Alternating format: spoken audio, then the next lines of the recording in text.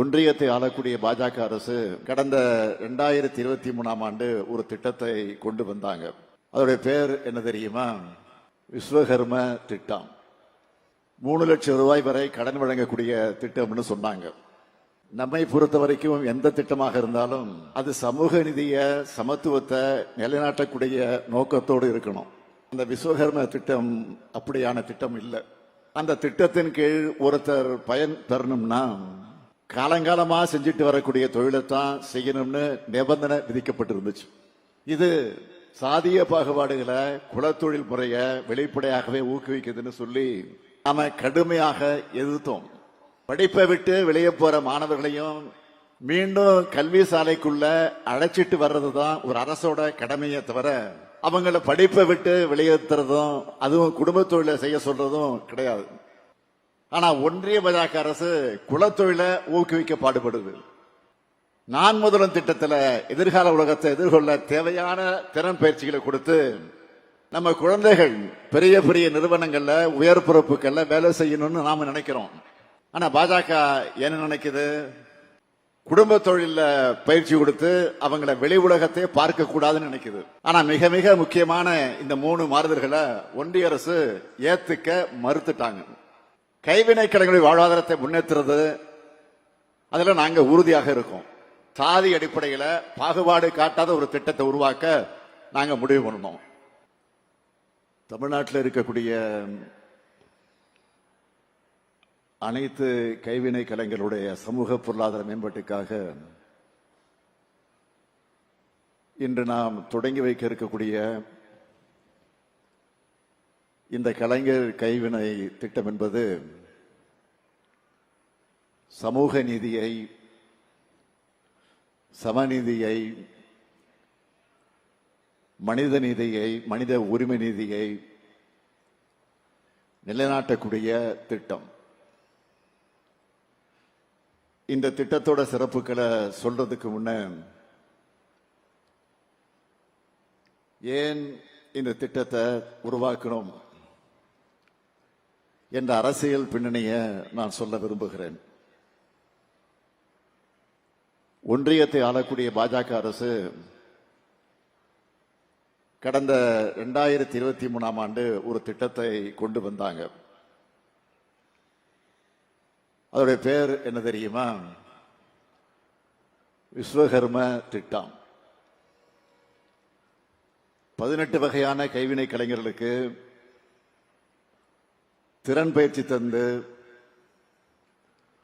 3 லட்சம் ரூபாய் வரை கடன் வழங்கக்கூடிய திட்டம்னு சொன்னாங்க. நம்மை பொறுத்த வரைக்கும் எந்த திட்டமாக இருந்தாலும் அது சமூக நீதிய சமத்துவத்தை நிலைநாட்டக்கூடிய நோக்கத்தோடு இருக்கணும். ஆனா அந்த விஸ்வகர்ம திட்டம் அப்படியான திட்டம் இல்லை. அத முதல்ல நீங்க புரிஞ்சுக்கணும். அந்த திட்டத்தின் கீழ் ஒருத்தர் பயன் பெறணும்னா அந்த விண்ணப்பதாரருடைய காலங்காலமா செஞ்சுட்டு வரக்கூடிய தொழிலைத்தான் செய்யணும்னு நிபந்தனை விதிக்கப்பட்டிருந்துச்சு. இது சாதிய பாகுபாடுகளை குலத்தொழில் முறைய வெளிப்படையாகவே ஊக்குவிக்குதுன்னு சொல்லி நாம கடுமையாக எதிர்த்தோம். அது மட்டும் இல்ல, விண்ணப்பிக்க வர்றவங்களுக்கான குறைந்தபட்ச வயது 18ன்னு நிர்ணயிக்கப்பட்டு இருந்ததை பார்த்து எனக்கு அதிர்ச்சியும் வேதனையும் உண்டாச்சு. 18 வயசு என்பது ஒரு மாணவர் உயர்கல்விக்காக கல்லூரிக்கு போகிற வயசா, இல்ல குடும்ப தொழிலை செய்யணும்னு தள்ளிவிடுற வயசா? படிப்பை விட்டு வெளியே போற மாணவர்களையும் மீண்டும் கல்வி சாலைக்குள்ள அழைச்சிட்டு வர்றதுதான் ஒரு அரசோட கடமையை தவிர அவங்கள படிப்பை விட்டு வெளியேற்றுறதும் அதுவும் குடும்ப தொழிலை செய்ய சொல்றதும் கிடையாது. நம்ம திராவிட மாடல் ஆட்சியில புதுமை பெண், தமிழ் புதல்வன் போன்ற திட்டங்கள் மூலமா ஸ்கூல் முடிச்ச எல்லோரும் உயர்கல்விக்கு போறத உறுதி செய்யணும்னு நாம பாடுபட்டு இருக்கிறோம். ஆனா ஒன்றிய பாஜக அரசு குலத்தொழிலை ஊக்குவிக்க பாடுபடுது.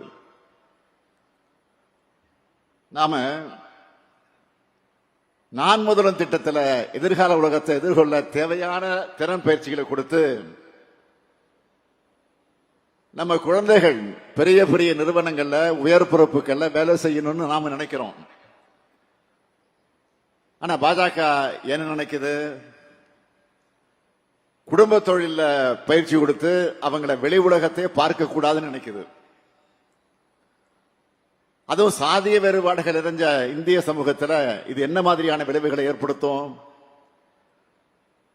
இத மனசாட்சி உள்ள ஒருத்தர் எப்படி பொறுத்துக்க முடியும்? அதுவும் 1950களில் குலக்கல்வி திட்டத்தை எதிர்த்து களம் கண்ட தமிழ்நாடு இது அனுமதிக்குமா? அந்த உணர்வோடு தான் தமிழ்நாடு அரசு இந்த திட்டத்தை செயல்படுத்த 3 முக்கிய மாற்றங்களை மேற்கொள்ள வலியுறுத்தி மாண்புமிகு பிரதமர் அவர்களுக்கு நான் கடிதம் எழுதினேன். அதில் நான் குறிப்பிட்டது முதல் மாற்றம், விண்ணப்பதாரரின் குடும்பம் பாரம்பரிய தொழில ஈடுபட்டிருக்கணும் என்கிற கட்டாய நிபந்தனையை நீக்கி தகுதியான தொழிலையும் யார் வேண்டுமானாலும் செய்யலாம்னு மாத்தணும். அடுத்து 2வது மாற்றம், விண்ணப்பிக்க குறைந்தபட்ச வயது வரம்ப 18 35 உயர்த்தணும். அடுத்து 3வது மாற்றம், கிராமப்புறங்கள்ல பயனாளிகளை சரிபார்க்கும் பொறுப்பை கிராம பஞ்சாயத்து தலைவரிடமிருந்து கிராம நிர்வாக அலுவலர்களுக்கு மாற்றணும்.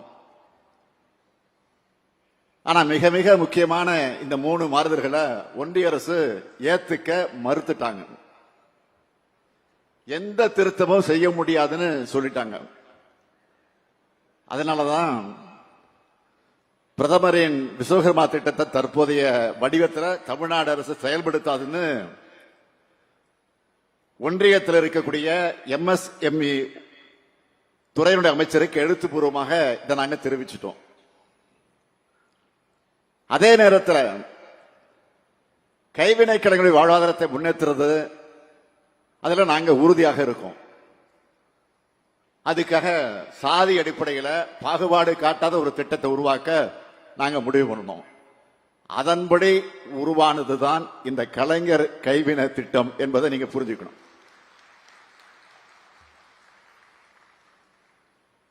ஒன்றிய அரசினுடைய விஸ்வகர்மா திட்டத்தில் 18 தொழில்கள் தான் அதுல இருக்கு. ஆனா நம்ம கலைஞர் கைவினை திட்டத்தில் 25 வகையான தொழில்கள் சேர்க்கப்பட்டிருக்கு. ஒன்றிய அரசு திட்டத்தில் விண்ணப்பதாரர் அவருடைய குடும்ப தொழிலை மட்டும்தான் பார்க்க முடியும். ஆனா நம்ம திட்டத்தில் விரும்பி எந்த தொழிலையும் யார் வேண்டுமானாலும் செய்யலாம். கலைஞர் கைவினை திட்டத்தில் விண்ணப்பிச்சு குறைந்த வயசு 35 இருக்கணும்னு நிர்ணயிச்சிருக்கோம். அதனால கல்லூரிக்கு போற வயசுல குடும்ப தொழிலை பார்த்தா போதும்னு எந்த மாணவரும் நினைக்காம இருக்கிறத உறுதி செஞ்சிருக்கிறோம். இந்த திட்டத்தில் 50,000 முதல் 3 லட்சம் வரை மானியத்தோடு கடன் வழங்கப்படுது. விஸ்வகர்மா திட்டத்தில் மானியம் கிடையாது. இதுவரை 24,907 விண்ணப்பங்கள் வந்திருக்கு. இதுவரை 24,907 விண்ணப்பங்கள் இது வரைக்கும் வந்திருக்கு. வங்கிகளுக்கு பரிந்துரைக்கப்பட்டு 8,951 பயனாளிகளுக்கு 170 கோடி ரூபாய் கடன் ஒப்புதல் அளிக்கப்பட்டிருக்கு.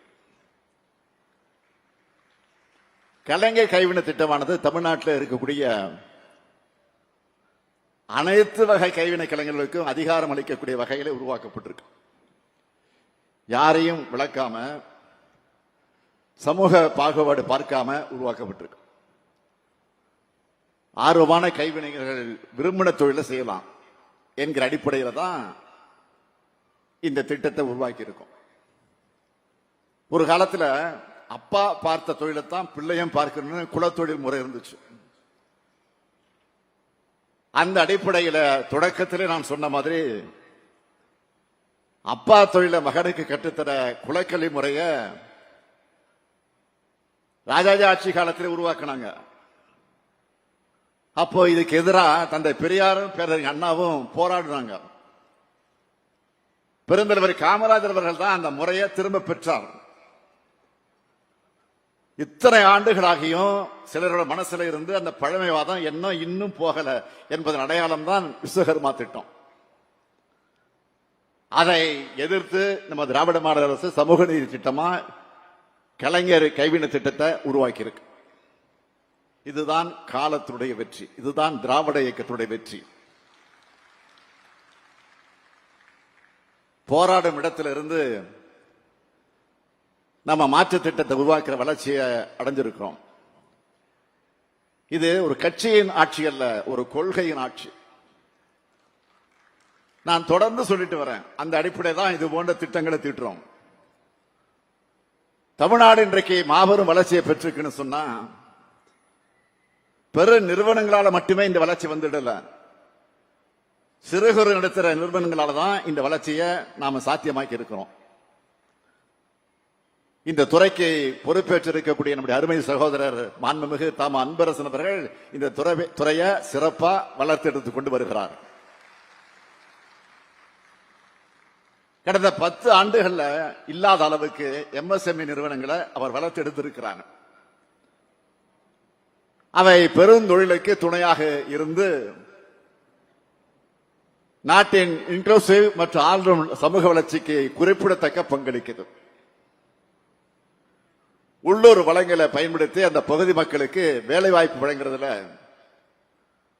மக்கள் வேலை தேடி தொலைதூரங்களுக்கு இடம்பெயராது பெருமளவு தடுக்கப்படுது. MSME தொழில் நிறுவனங்கள் எண்ணிக்கையில தமிழ்நாடு இந்தியாவிலே 3வது இடத்தை வகித்துக் கொண்டிருக்கிறது. தமிழ்நாட்டில் சுமார் 33 லட்சம் MSME தொழில் நிறுவனங்கள் பதிவு செய்யப்பட்டிருக்கு. இந்தியாவுடைய மொத்த எண்ணிக்கையில இது எவ்வளவு தெரியுமா? 9.4 விழுக்காடு. அனைத்து மாவட்டங்களையும் தொழில் வளர்ச்சிகளை, தொழில் முயற்சிகளை பரவலா நாம தொடங்கி வரோம். அந்த வகையில தான் கலைஞர் கைவினை திட்டமும் முன்னோடி திட்டமாக தொடங்கப்பட்டிருக்கு.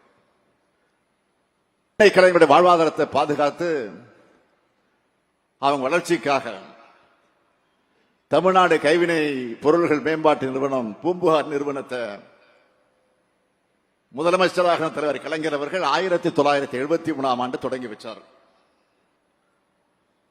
2025 அவர் பேர்ல கலைஞர் கைவினை திட்டத்தை உங்களின் ஒருவனாக இருக்கக்கூடிய நான் இன்றைக்கு தொடங்கி வைக்கிறேன். நேற்று திருவள்ளூர் மாவட்டத்துக்கு போயிருந்தேன். பொன்னேரியில் நடந்த அரசு விழாவிலே பங்கேற்று 60,000 பேருக்கு மேல பட்டா வழங்கினேன். சில நாட்களுக்கு முன்பு தமிழ்நாடு சட்டமன்றத்தில் அறிமுகம் செய்யப்பட்ட சட்டத்தின் மூலமா சுமார் 15,000 மாற்றுத்திறனாளிகள் உள்ளாட்சி அமைப்புகள்ல தேர்தலே இல்லாமல் உறுப்பினர்கள் ஆக போறாங்க. இது போன்ற திட்டங்கள் மூலமாகத்தான் ஒரு முதலமைச்சரா நான் மன நிறைவை அடைந்து கொண்டிருக்கிறேன். கலைஞர் கைவினை திட்டத்தில் சேர்ந்து நிதியுதவி பெற்று தொழில் தொடங்கும் பயனாளிகள் அனைவருக்கும் என்னுடைய வாழ்த்துக்களை தெரிவிச்சுக்க விரும்புகிறேன். ஏதோ தொழில் தொடங்கினோம், வாழ்க்கையை நடத்தணும்னு இல்லாம நிறைய பேருக்கு வேலை வாய்ப்பு வழங்குகிற அளவுக்கு நீங்க உயரணும்னு மன நிறைவோடு உங்களை நான் வாழ்த்துகிறேன். துறை நிகழ்ச்சிக்கு வந்துட்டு கோரிக்கைகளை நிறைவேற்றாம போனா நீங்க விட மாட்டீங்க. அது அன்பரசன் சும்மாவே விட மாட்டார், தொலைச்சி எடுத்துருவாரு. அந்த வகையில தொழில்களை ஊக்குவிக்கவும் தொழில் முனைவோர்களுக்கு உதவுற வகையில இந்த விழாவின் மூலமாக 5 அறிவிப்புகளை வெளியிட விரும்புகிறேன். முதல் அறிவிப்பு, அறிவுசார் சொத்துரிமையான புவிசார் குறியீடு பெறுவதற்காக வழங்கப்பட்டு வரக்கூடிய மானியம் 25,000 ரூபாயிலிருந்து 1 லட்சம் ரூபாயாக உயர்த்தி வழங்கப்படும். இரண்டாவது அறிவிப்பு, அம்பத்தூர் தொழிற்பேட்டையில் செயல்படும் வாகன மற்றும் பொறியியல் உதிரி பாகங்கள் தயாரிக்கக்கூடிய தொழில் நிறுவனங்களுக்கு தேவையான